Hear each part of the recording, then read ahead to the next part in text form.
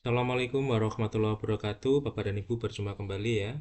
Masih seputar program Guru Penggerak. Kali ini saya akan berbagi pengalaman ya terkait dengan pengisian dokumen ya, registrasi, pendaftaran, unggah berkas dan pengisian ISEE. Bapak dan Ibu di saat ini di angkatan 11 ya, CGP angkatan 11 ini masih memasuki kegiatan registrasi ya atau pendaftaran, unggah berkas dan pengisian ISEE. Bapak dan Ibu nanti akan melakukan upload data ya. Yang pertama adalah surat izin atasan. Jadi Bapak dan Ibu ada pertanyaan di kolom komentar. Bagaimana cara mengisi ya atau ketentuan mengisi ketika Bapak dan Ibu sudah dinyatakan terima di P3K, kemudian tinggal menunggu penempatan. Bapak Ibu tidak perlu khawatir ya. Jadi pengalaman saya dulu ketika mendampingi CGP, ada CGP saya yang memang dia itu perpindahan P3K ya. Jadi ketika mendaftar dia masih di sekolah yang pertama atau sekolah asal. Kemudian ketika pendidikan dia pindah ke sekolah tujuan P3K. Jadi Bapak dan Ibu silahkan daftar saja.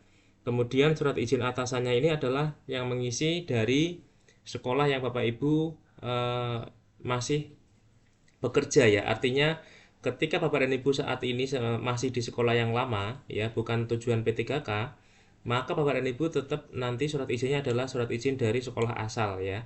Jadi misalnya Bapak dan Ibu sekolah asalnya itu adalah dari SMA X gitu ya, maka yang memberi izinnya adalah dari kepala sekolah X.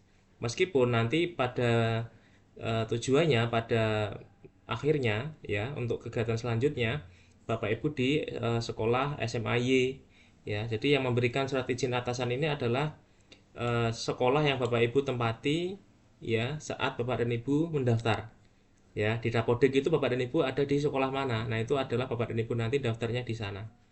Ya, artinya Bapak dan Ibu yang memberikan surat izin ini adalah sekolah yang Bapak Ibu aktif di Dapodik itu saat itu sekolah apa, ya.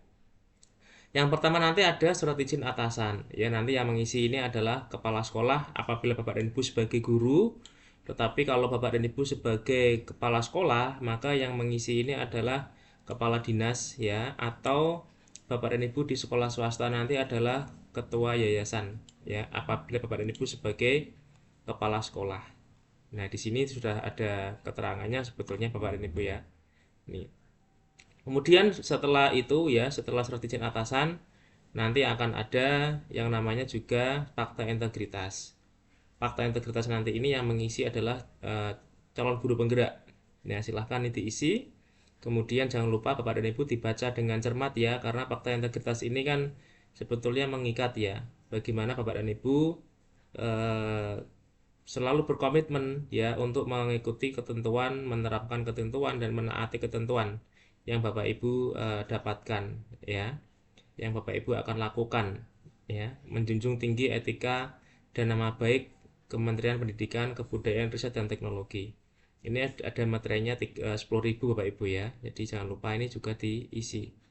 Kemudian yang berikutnya adalah RPP Bapak dan Ibu. Jadi RPP ini penting ya dan wajib ya karena apa? RPP nanti ini akan dipakai untuk seleksi simulasi mengajar. Silahkan ini juga diupload ya. RPP ini adalah RPP yang Bapak Ibu gunakan untuk mengajar untuk satu kali pertemuan ya. Kemudian RPP ini juga nanti Bapak Ibu upload, kemudian modanya atau eh, tekniknya adalah RPP bukan online ya. Jadi ini adalah RPP yang digunakan untuk pembelajaran tatap muka ya. Karena nanti Bapak dan Ibu akan diberi kesempatan tahapan simulasi mengajar itu Bapak Ibu seolah-olah itu ada siswanya. Ya, bukan RPP daring tetapi adalah RPP tatap muka. Oleh karenanya nanti ya kegiatan inti, pendahuluan dan penutupnya nanti ini mencerminkan tentang RPP yang digunakan untuk praktek mengajar tatap muka. Kemudian di sini juga ada surat rekomendasi Bapak dan Ibu calon guru penggerak ya, silahkan surat rekomendasi ini diisi ya. Yang memberikan rekomendasi itu bisa kepala sekolah ya. Apabila CGP dari guru, maka surat rekomendasi dari kepala sekolah. Jadi yang mengisi ini adalah kepala sekolah ya. Kemudian memberikan rekomendasi kepada CGP. Kemudian di sini ada informasi umum Bapak dan Ibu harus diisi. Ya, apabila Bapak dan Ibu adalah dari kepala sekolah ya, kalau CGP-nya dari kepala sekolah maka yang memberikan rekomendasi bisa dari kepala dinas, ya, atau ketua yayasan ya kalau itu adalah sekolah swasta. Kemudian silakan diisi informasi umumnya. Ini yang mengisi adalah yang memberikan rekomendasi. Berapa lama saudara mengenal pendaftar, dalam kapasitas apa saudara berinteraksi dengan pendaftar. Ya, kalau kepala sekolah ya berarti kapasitasnya adalah kepala sekolah ya. Kepala sekolah dari calon guru penggerak. Apa kekuatan atau kompetensi pendaftar yang menurut Anda dapat menunjang perannya sebagai guru penggerak? Ini juga ditulis. Jadi intinya ini adalah dasar memberikan rekomendasi. Bapak Ibu silakan diisi ya dengan real ya, karena apa? Karena ini adalah data yang nanti menjadi pertimbangan dari Kemendikbudristek untuk rekrutmen calon guru penggerak. Kemudian di sini juga ada tata cara Bapak dan Ibu ya, kegiatan seleksi simulasi mengajar dan wawancara. Itu Bapak dan Ibu informasi dari saya terkait dengan dokumen-dokumen yang harus Bapak Ibu isi, mulai dari fakta integritas, kemudian surat izin atasan, kemudian surat rekomendasi, RPP.